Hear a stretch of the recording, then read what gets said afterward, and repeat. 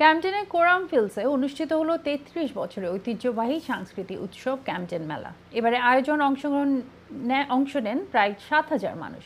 মনির হোসেনের রিপোর্টে দেখুন বিস্তারিত।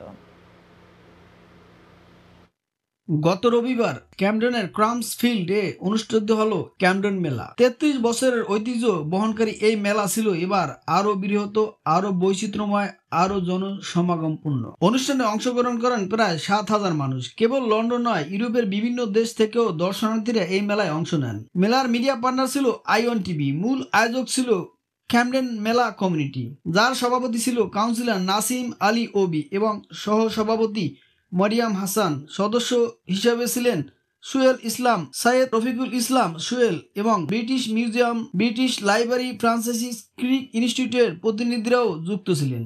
I think when I met the Prime Minister, Keir Starmer, I said to say, pass on his best wishes. He couldn't come today. But the main thing, Malara Koshonilo, unity. All the stalls, the people, the weather, and turnout fantastic. খুব ভালো হইছে।